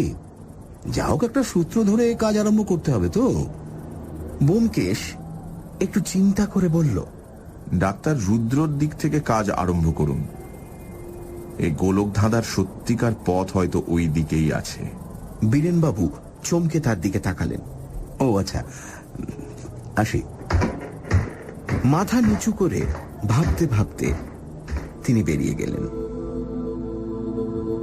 এরপর 5-6 দিন একটানা ঘটনাহীনভাবে কেটে গেল। ব্যোমকেশ আবার যেন ঝিমিয়ে পড়ল। সকালে কাগজ পড়া এবং বিকেলে টেবিলের ওপর পা তুলে দৃষ্টিহীন চোখ শূন্যে মেলে থাকা ছাড়া তার আর কাজ রইল না। বীরেনবাবুও এই কদিনের মধ্যে দেখা দিলেন না, তাই তার তদন্ত কতদূর এগোলো জানতে পারলাম না। আগন্তুকের মধ্যে কেবল হাবুল একবার করে আসতো। সে এলে ব্যোমকেশ নিজের অবসাদ ঝেড়ে ফেলে নানা ধরনের আলোচনায় তাকে প্রফুল্ল করবার চেষ্টা করত। কিন্তু হাবুল বিষণ্ণ মুখে চুপচাপ বসে থাকত, তারপর আস্তে আস্তে উঠে চলে যেত। বাড়িতে কি হচ্ছে না হচ্ছে জিজ্ঞাসা করলেও সে ভালোভাবে জবাব দিতে পারত না। বিমাতার মনোভাব যে আরো কড়া হয়ে উঠেছে তা হাবুলের কথা থেকেই বোঝা যেত। শেষ দিন সে নিঃশ্বাস ফেলে বলল, বাবা আজ রাত্রে পাটনা যাচ্ছেন, ওখানে কি ইউনিভার্সিটিতে লেকচার দেবেন। বুঝলাম শোকের ওপর রাত দিন কথার কচকচি সহ্য করতে না পেরে তিনি পালিয়ে যাচ্ছেন। এই নির্লিপ্ত স্বভাব বৈজ্ঞানিকের পারিবারিক অশান্তির কথা ভেবে দুঃখ হল। সেদিন হাবুল চলে যাওয়ার পর বীরেনবাবু এলেন। তার মুখ দেখে বুঝলাম বিশেষ সুবিধে করতে পারেননি। যাই হোক, ব্যোমকেশ তাকে বসালো। আমাদের বিকেলের চায়ের সময় হয়েছিল। চা এসে পৌঁছল। তখন ব্যোমকেশ বীরেনবাবুকে জিজ্ঞাসা করল, তারপর খবর কিছু আছে? পেয়ালায় চুমুক দিয়ে বিমর্ষভাবে বীরেনবাবু বললেন, কোনো দিকেই কিছু সুবিধে হচ্ছে না। যেদিকে হাত বাড়াচ্ছি কিছু ধরতে ছুঁতে পারছি না। প্রমাণ পাওয়া তো দূরের কথা, একটা সন্দেহের ইশারা পর্যন্ত পাওয়া যাচ্ছে না। অথচ আমার দৃঢ় ধারণা জন্মেছে যে এর ভেতর একটা গভীর রহস্য লুকোনো রয়েছে। যতই প্রতিপদে ব্যর্থ হচ্ছি ততই এ বিশ্বাস দৃঢ় হচ্ছে। মৃত্যুর কারণ সম্বন্ধে নতুন কিছু জানতে পেরেছেন? আমি ডাক্তার সাহেবের সঙ্গে দেখা করেছিলাম। তিনি অবশ্য রিপোর্টের বাইরে যেতে রাজি নন। তবু মনে হলো তার একটা থিওরি আছে। তিনি মনে করেন কোনো অজ্ঞাত বিষের বাষ্প নাকে যাওয়ার ফলেই মৃত্যু হয়েছে।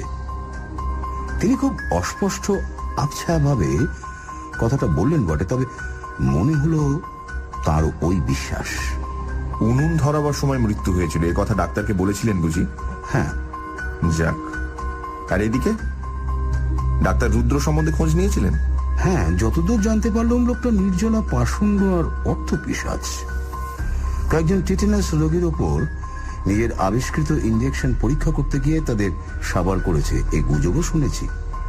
কিন্তু দুঃখের বিষয়, বর্তমান ব্যাপারে তাকে খুনের আসামি করা যায় না। দেবকুমার বাবুর মেয়ের সঙ্গে ওর ছেলের সম্বন্ধ হয়েছিল খবর ঠিক। লোকটা 10,000 টাকা বরপণ দাবি করেছিল। দেবকুমার বাবুর অত টাকা দেওয়ার ক্ষমতা নেই, কাজেই তাকে সম্বন্ধ ভেঙে দিতে হলো। ডাক্তার রুদ্রর ছেলেটা কিন্তু ভদ্রলোক, বাপের সঙ্গে এই নিয়ে তার ভীষণ ঝগড়া বেঁধে গিয়েছিল। ইতিমধ্যে এই বাড়িতে এই কাণ্ড, মেয়েটি হঠাৎ মারা গেল। তারপর ছোকরাটি শুনলাম বাড়ি ছেড়ে কোথায় চলে গেছে। তার বিশ্বাস তার বাপই প্রকারান্তরে মেয়েটির মৃত্যুর কারণ। মনমতো যে বাপের বাড়ি ছেড়ে চলে গেছে এ সংবাদ নতুন বটে, কিন্তু আর সব কথাই আমরা আগে থেকে জানতাম। তাই পুরনো কথা শুনতে শুনতে ব্যোমকেশ একটু অন্যমনস্ক হয়ে পড়েছিল। বীরেনবাবু থামলে সে প্রশ্ন করল, দেবকুমার বাবুর আর্থিক অবস্থা সম্বন্ধে অনুসন্ধান করবেন বলেছিলেন, করেছিলেন নাকি? করেছিলুম। তার আর্থিক অবস্থা ভালো নয়, ধার কর্জ নেই বটে, কিন্তু মেয়ের বিয়েতে 10-12 হাজার টাকা খরচ করা তার অসাধ্য। লোকটি বোধহয় বেহিসাবি, সাংসারিক বুদ্ধিও কম। কলেজ থেকে বর্তমানে তিনি 800 টাকা মাইনে পান, কিন্তু শুনলে আশ্চর্য হবেন, এই 800 টাকার অধিকাংশই যায় তার বীমা কোম্পানির পেটে। 50,000 টাকার লাইফ ইন্স্যুরেন্স করিয়েছেন, তাও এত বেশি বয়সে যে প্রিমিয়াম দিয়ে হাতে বড় কিছু থাকে না। 50,000 টাকার লাইফ ইন্স্যুরেন্স নিজের নামে করেছেন? শুধু নিজের নামে নয়, জয়েন্ট পলিসি, নিজের আর স্ত্রীর নামে। মাত্র 1 বছর হলো পলিসি নিয়েছেন। দ্বিতীয় পক্ষের স্ত্রী, তিনি মারা গেলে পাছে বিধবাকে পথে দাঁড়াতে হয়, এই জন্যই বোধহয় দুজনে একসঙ্গে বীমা করিয়েছেন। এই টাকায় উত্তরাধিকারীদের দাবি থাকবে না। আর কিছু? আর কি, দেবকুমার বাবুর ছেলে হাবুলের পেছনেও লোক লাগিয়েছিলাম, যদি কিছু জানতে পারা যায়। সে ছোকরা কেমন যেন পাগলাটে ধরনের, কলেজে বড় একটা যায় না, রাস্তায় ঘুরে বেড়ায়, কখনো পার্কে চুপ করে বসে থাকে। আপনার কাছেও রোজ একবার করে আসে, জানতে পেরেছি। এই সময় হঠাৎ লক্ষ্য করলাম ব্যোমকেশ যেন ছটফট করছে। অনেকদিন পরে তার চোখে সেই চাপা উত্তেজনার প্রখর দৃষ্টি দেখতে পেলাম। কিছু না বুঝেও আমার রক্ত চঞ্চল হয়ে উঠল। ব্যোমকেশ কিন্তু বাইরে কোনো উত্তেজনা প্রকাশ করল না, আগের মতোই বিরস্বরে বলল, হাবুলকে বাদ দিতে পারেন। উঠছেন নাকি? থানাতেই থাকবেন তো? আচ্ছা, যদি দরকার হয় ফোনে খবর নেব। বীরেনবাবু একটু অবাক হয়ে উঠে দাঁড়ালেন। তিনি চলে যাওয়ার পর ব্যোমকেশ কিছুক্ষণ পেছনে হাত দিয়ে ঘরময় পায়চারি করল। দেখলাম তার চোখে সেই পুরনো আলো জ্বলছে। বীরেনবাবুকে সে হঠাৎ এমন ভাবে বিদায় করে দিল কেন জিজ্ঞেস করতে যাচ্ছি, এমন সময় সে চেয়ারের পিঠ থেকে শালখানা তুলে নিয়ে বলল, চলো একটু বেরিয়ে আসা যাক, বন্ধ ঘরে বসে মাথাটা গরম হয়ে গেছে। সানডে সাসপেন্সে আজ ব্যোমকেশ কাহিনী অগ্নিবাণ। পরের দিন বিকেলবেলা দেবকুমার বাবু আসেন ব্যোমকেশের কাছে। ডক্টর রুদ্রর প্রতি তার রাগ স্পষ্ট বোঝা যায়। ওদিকে পোস্টমর্টেমের রিপোর্ট আসে। সন্দেহ করা হয় যে কোনো এক অজ্ঞাত বিষের বাষ্প নাকে যাওয়ায় মৃত্যু হয়েছে রেখার। পুলিশ ইন্সপেক্টর বীরেনবাবুর কাছ থেকে একটা তথ্য জানা যায়, দেবকুমার বাবু নাকি তার স্ত্রীর সাথে একটা যৌথ বীমা করিয়েছিলেন। কথাটা শুনে হঠাৎই উত্তেজিত হয়ে পড়ে ব্যোমকেশ। তারপর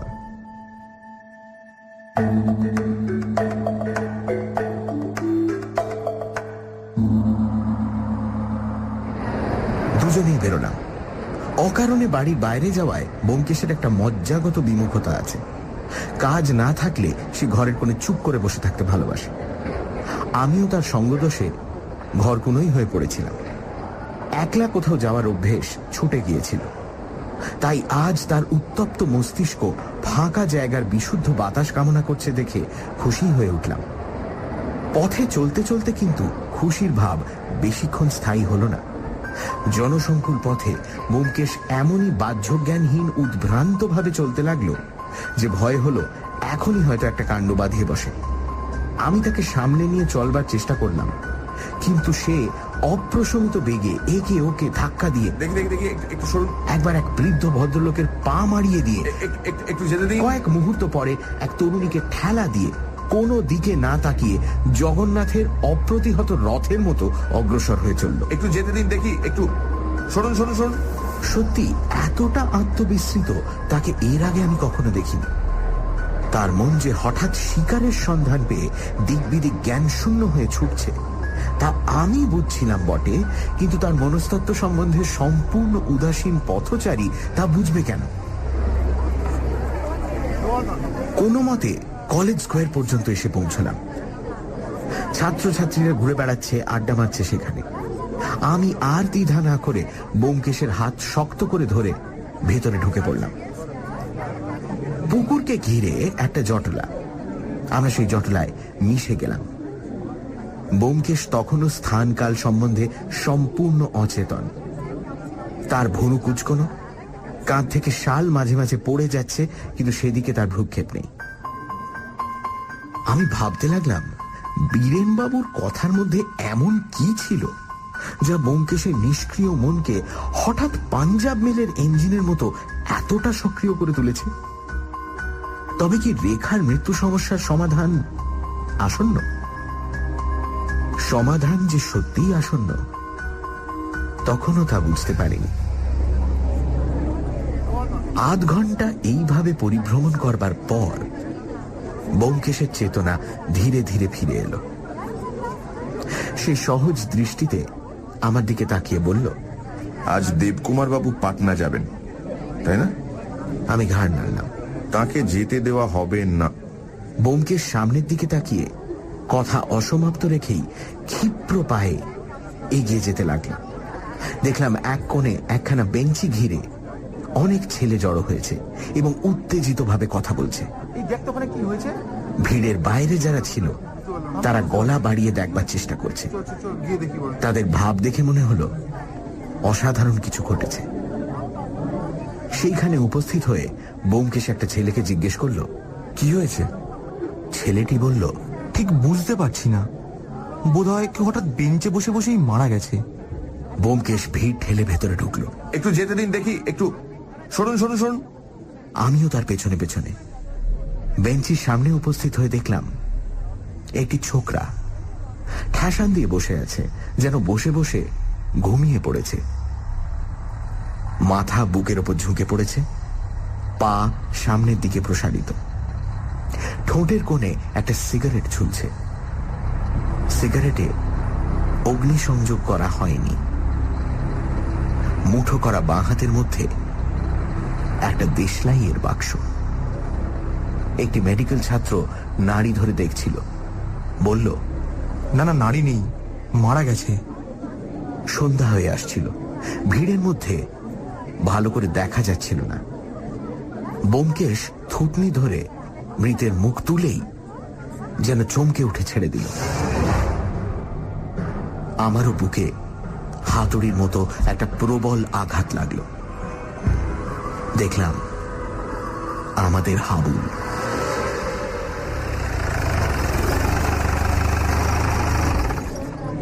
পুলিশের পৌঁছতে দেরি হলো না। আমরা দেবকুমার বাবুর ঠিকানা পুলিশকে জানিয়ে বেরিয়ে এলাম। তখন রাস্তায় গ্যাস জ্বলেছে।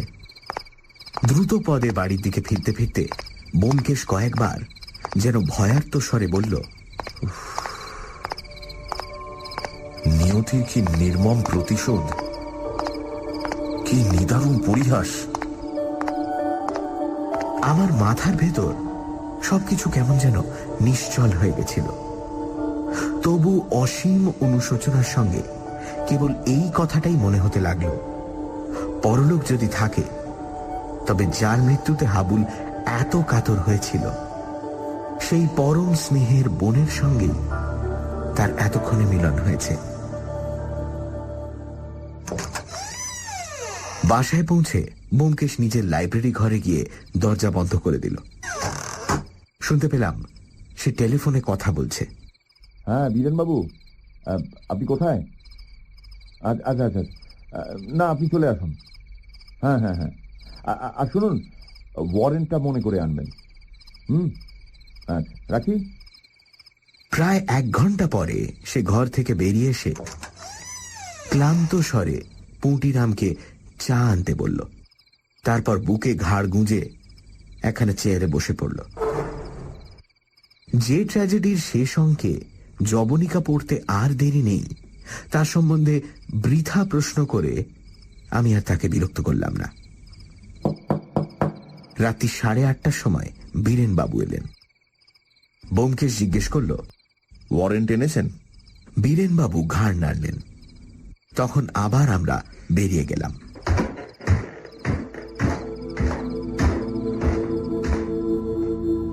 দেবকুমার বাবুর বাড়িতে আসতে 3-4 মিনিট লাগলো। দেখলাম বাড়ি নিস্তব্ধ। ওপরের ঘরগুলির জানলায় আলো নেই, কেবল নিচে বসবার ঘরে বাতি জ্বলছে। বীরেনবাবু কড়া নাড়লেন, কিন্তু ভেতর থেকে সাড়া এলো না। তখন তিনি দরজা ঠেললেন। ভেজানো দরজা খুলে গেল। আমরা ভেতরে ঢুকলাম। বাইরের ছোট্ট ঘরটিতে তক্তপোষ পাতা, তার উপর দেবকুমার বাবু নিশ্চলভাবে বসে আছেন। আমরা প্রবেশ করতে তিনি লাল চোখ তুলে আমাদের দিকে তাকালেন। কিছুক্ষণ চেয়ে থাকবার পর তার মুখে একটা তিক্ত হাসি দেখা দিল। তিনি মাথা নেড়ে অস্ফুট স্বরে বললেন, সকলেই গরল ভেল। বীরেন বাবু এগিয়ে এসে বললেন, দেবকুমার বাবু, আপনার নামে ওয়ারেন্ট আছে। দেবকুমার বাবুর যেন চমক ভাঙল। তিনি দারোগা বাবুর ইউনিফর্মের দিকে তাকিয়ে বললেন, আপনারা এসে গেছেন, ভালোই হলো। আমি নিজেই তো থানায় যাচ্ছিলাম। তারপর 2 হাত বাড়িয়ে দিয়ে বললেন, কই নিন, হাত কড়া লাগান। বীরেন বাবু বললেন, তার দরকার নেই। কোন অপরাধে আপনাকে গ্রেপ্তার করা হলো শুনুন। বলে অভিযোগ পড়ে শোনাতে গেলেন। দেবকুমার বাবু কিন্তু ইতিমধ্যে আবার অন্যমনস্ক হয়ে পড়লেন।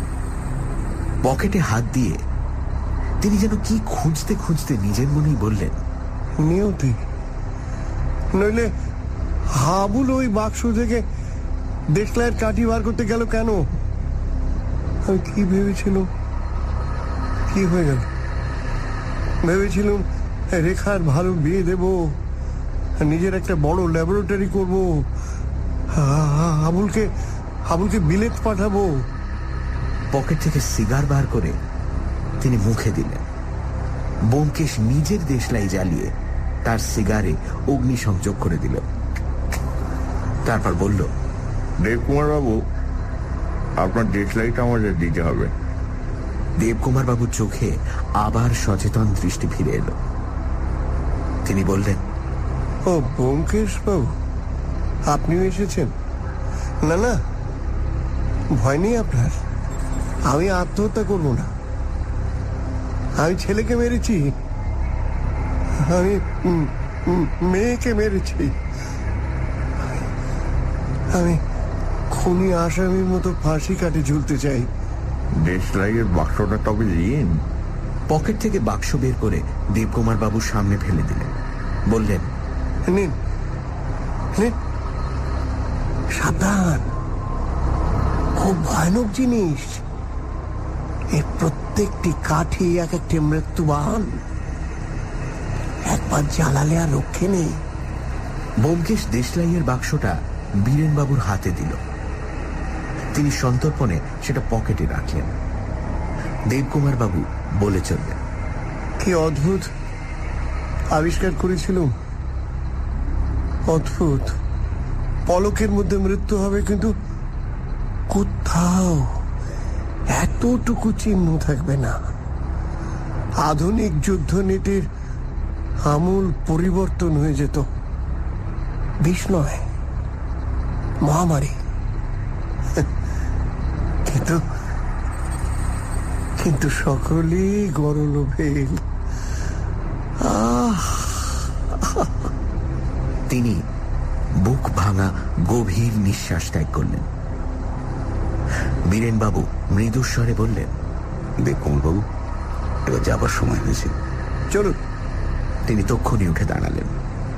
ব্যোমকেশ একটু কুণ্ঠিত স্বরে জিজ্ঞেস করল, আপনার স্ত্রী কি বাড়িতে গেছেন? স্ত্রী?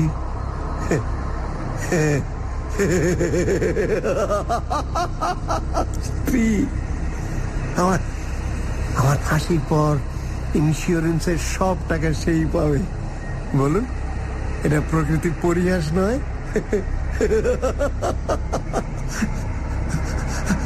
চল চল চল।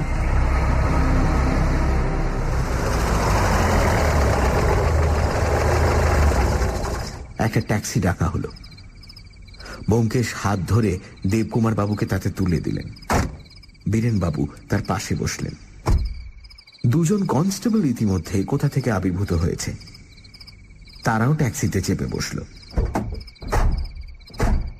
দেবকুমার বাবু গাড়ির ভেতর থেকেই বললেন, ব্যোমকেশ বাবু, আপনি আমার রেখার মৃত্যুর কিনারা করতে চেয়েছিলেন, আপনাকে ধন্যবাদ। আমরা ফুটপাতে দাঁড়িয়ে রইলাম। ট্যাক্সি চলে গেল।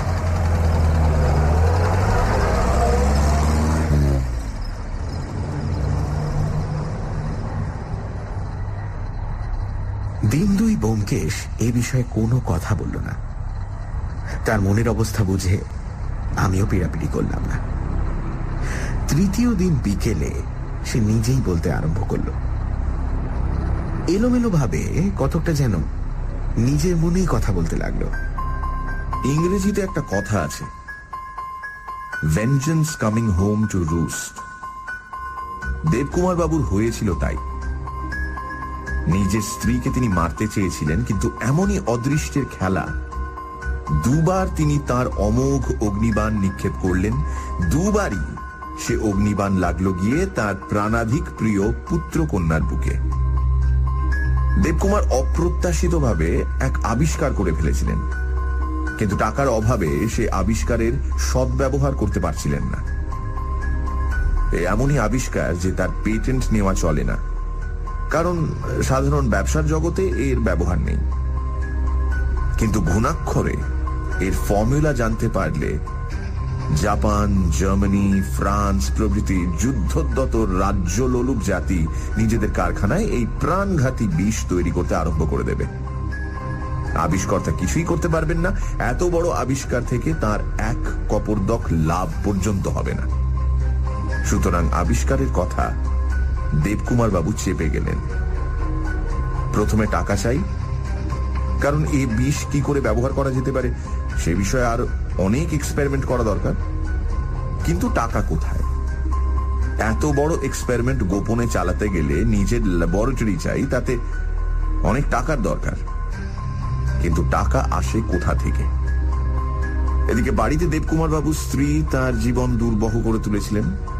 মানসিক পরিশ্রম যারা করে তারা চায় সাংসারিক ব্যাপারে শান্তি, অথচ তার জীবনে ওই জিনিসটির একান্ত অভাব হয়ে উঠেছিল।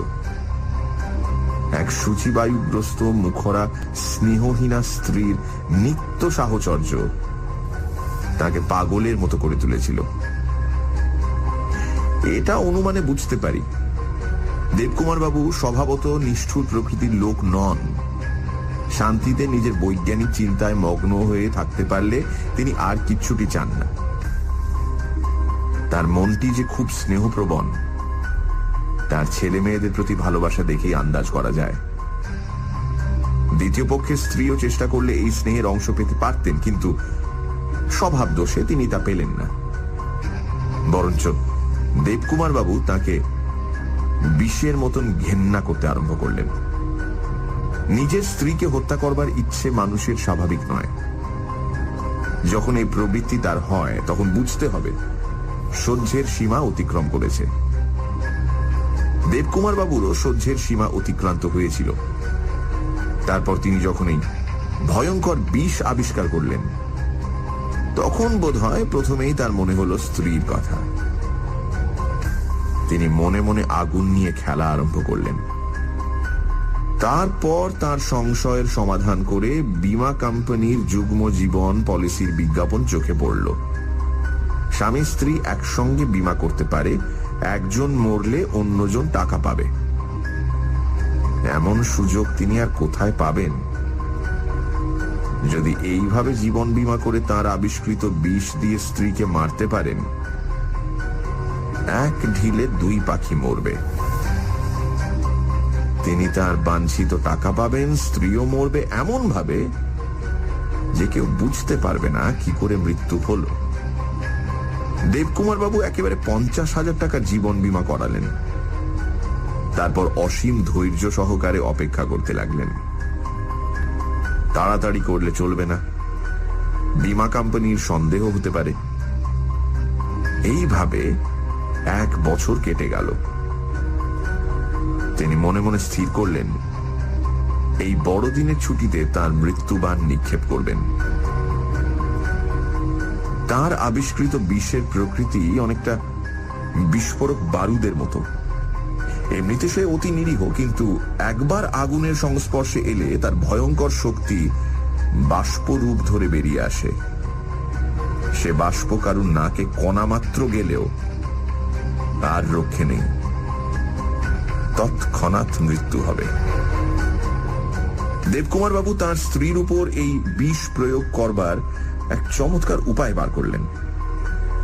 বৈজ্ঞানিক মাথা ছাড়া এমন বুদ্ধি বেরোয় না। তিনি কতগুলি দেশলাইয়ের কাঠির বারুদের সঙ্গে এই বিষ মাখিয়ে দিলেন। কি উপায় মাখালেন বলতে পারি না, কিন্তু ফল দাঁড়ালো যিনি সেই কাঠি জ্বালবেন তাকেই মরতে হবে। এইভাবে বিষাক্ত দেশলাইয়ের কাঠি তৈরি করে তিনি দিল্লিতে বিজ্ঞান সভার অধিবেশনে যোগ দেওয়ার জন্য প্রস্তুত হতে লাগলেন। ক্রমে দিল্লি যাওয়ার সময় হয়ে এলো। তখন তিনি সময় বুঝে তার স্ত্রীর দেশলাইয়ের বাক্সতে একটি কাঠি রেখে দিয়ে দিল্লিতে যাত্রা করলেন। তিনি জানতেন তার স্ত্রী রোজ রাতে শোবার আগে ওই দেশলাই দিয়ে ল্যাম্প জ্বালেন। এই দেশলাইয়ের বাক্স অন্য কোথাও ব্যবহার করা হয় না। আজ হোক কাল হোক গিন্নি সেই কাঠিটি জ্বালাবেন। দেবকুমার বাবু থাকবেন তখন 900 মাইল দূরে। এই যে তার কাজ, এ কথা কেউ মনেও আনতে পারবে না। সবই ঠিক হয়েছিল, কিন্তু রাম উল্টো বুঝলেন। স্ত্রীর বদলে রেখা উনুন ধরাতে গিয়ে সেই কাঠিটি জ্বালল। দিল্লি থেকে দেবকুমার বাবু ফিরে এলেন। এই বিপর্যয়ে তার মন স্ত্রীর বিরুদ্ধে আরো বেশি উঠল। তার জেদ চড়ে গেল। মেয়ে যখন গেছে তখন ওকেও তিনি শেষ করে ছাড়বেন। কয়েকদিন কেটে গেল, তারপর আবার তিনি স্ত্রীর দেশলাইয়ের বাক্সে একটি কাঠি রেখে পাটনা যাবার জন্য তৈরি হলেন। কিন্তু এবার আর তাকে যেতে হলো না। হাবুল সিগারেট খেত। বোধহয় তার দেশলাইয়ের বাক্সটা খালি হয়ে গিয়েছিল, তাই সে সৎমার ঘরের দেশলাইয়ের বাক্স থেকে কয়েকটি কাঠি নিজের বাক্সে পুরে নিয়ে বেড়াতে চলে গেল। তারপর কি ভয়ঙ্কর সর্বনাশা কালকুট যে দেবকুমার বাবু বিজ্ঞান সাগর মন্থন করে তুলেছিলেন তার জীবনে, সকলেই গরল ভেল। ব্যোমকেশ একটা নিঃশ্বাস ফেলে চুপ করে রইল। কিছুক্ষণ পরে আমি তাকে জিজ্ঞেস করলাম, আচ্ছা দেবকুমার বাবু যে অপরাধী, এটা তুমি প্রথম বুঝলে কখন? যে মুহূর্তে শুনলাম যে দেবকুমার বাবু 50,000 টাকা জীবন বীমা করিয়েছেন সেই মুহূর্তে। তার আগে রেখাকে হত্যা করবার একটা সন্তোষজনক উদ্দেশ্যই পাওয়া যাচ্ছিল না। কে তাকে মেরে লাভবান হলো, কার স্বার্থে সে ব্যাঘাত দিচ্ছিল, এই কথাটার ভালো রকম জবাব পাওয়া যাচ্ছিল না। রেখা যে হত্যাকারীর লক্ষ্য নয় তা তো আমরা জানতুম না, কিন্তু আরেক দিক থেকে একটি ছোট্ট সূত্র হাতে এসেছিল। রেখার দেহ পরীক্ষায় যখন বিষ পাওয়া গেল না, তখন কেবল একটা সম্ভাবনাই গ্রহণযোগ্য রইল, অর্থাৎ যে বিষে তার মৃত্যু হয়েছে সে বিষ বৈজ্ঞানিকদের অপরিচিত, মানে নতুন আবিষ্কার। মনে আছে দিল্লিতে দেবকুমার বাবুর বক্তৃতা? আমরা তখন সেটা পাগলের প্রলাপ বলে উড়িয়ে দিয়েছিলাম। কে জানতো তিনি সত্যিই এক অদ্ভুত আবিষ্কার করে বসে আছেন, আর তারই চাপা ইঙ্গিত তার বক্তৃতায় ফুটে বেরুচ্ছে। সে যা হোক, কথা দাঁড়ালো এই নতুন আবিষ্কার কোথা থেকে এলো। দুজন বৈজ্ঞানিক হাতের কাছে রয়েছে, এক ডাক্তার রুদ্র, দ্বিতীয় দেবকুমার বাবু। এদের দুজনের মধ্যে একজন এই অজ্ঞাত বিষের আবিষ্কর্তা, কিন্তু ডাক্তার রুদ্রর ওপর সন্দেহটা বেশি হয়, কারণ তিনি ডাক্তার। বিষ নিয়ে নাড়াচাড়া তাঁরই বেশি। তাছাড়া দেবকুমার বাবু বিষের আবিষ্কর্তা হলে তিনি কি নিজের মেয়ের ওপর সে বিষ প্রয়োগ করবেন? কাজেই সব সন্দেহ পড়ল গিয়ে ডাক্তার রুদ্রর ওপর। কিন্তু তবু আমার মন খুঁতখুত করতে লাগলো। ডাক্তার রুদ্র লোকটি অতি পাজি, কিন্তু তাই বলে সে এত সামান্য কারণে একটি মেয়েকে খুন করবে? আর যদি বা সে তা করতে চায়, রেখার নাগাল পাবে কি করে? কোন উপায়ে আরেকজনের বাড়িতে বিষ পাঠাবে? রেখার সঙ্গে মনমথর ছাদের উপর থেকে দেখা দেখি চিঠি ফেলাফেলি চলত, কিন্তু রুদ্রর সঙ্গে তো সেরকম কিছু ছিল না। কোন বিষাক্ত বাষ্পই যে মৃত্যুর কারণ, এই চিন্তাটা গোড়া থেকে আমার মাথায় ধোঁয়ার মতো ঘুরে বেড়াচ্ছিল। মনে করে দেখো, রেখার এক হাতে পোড়া দেশলাইয়ের কাঠি, আর এক হাতে বাক্স ছিল, অর্থাৎ দেশলাই জ্বালার পরই মৃত্যু হয়েছে। সংযোগটা সম্পূর্ণ আকস্মিক হতে পারে, আবার কার্যকারণ সম্বন্ধও থাকতে পারে। দেবকুমার বাবু কিন্তু বড় চালাকি করেছিলেন। বাক্সে একটি বই বিষাক্ত কাঠি দেননি, যাতে বাক্সের অন্যান্য কাঠি পরীক্ষা করে কোনো হদিশ পাওয়া না যায়। আমি সে বাক্সটা এনেছিলাম, পরীক্ষাও করেছিলাম, কিন্তু কিচ্ছু পাইনি। হাবুলের বেলাতেও বাক্সে একটি বিষাক্ত কাঠি ছিল, কিন্তু এমনই কপাল যে সেইটাই হাবুল পকেটে করে নিয়ে এলো আর প্রথমেই জ্বাললো।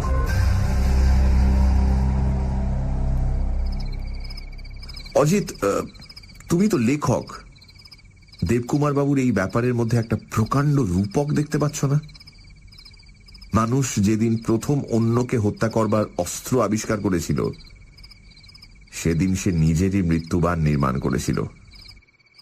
আর আজ সারা পৃথিবী জুড়ে গোপনে গোপনে এই যে হিংসার কুটিল বিষ তৈরি হচ্ছে, এও মানুষ জাতটাকে একদিন নিঃশেষে ধ্বংস করে ফেলবে। ব্রহ্মার ধ্যান উদ্ভূত দৈত্যের মতো সে কিন্তু স্রষ্টাকেও রিয়াত করবে না। মনে হয় নাকি? ঘর অন্ধকার হয়ে গিয়েছিল। ব্যোমকেশকে ভালো করে দেখা যাচ্ছিল না, কিন্তু আমার মনে হলো তার শেষ কথাগুলো জল্পনা নয়, ভবিষ্যৎবাণী।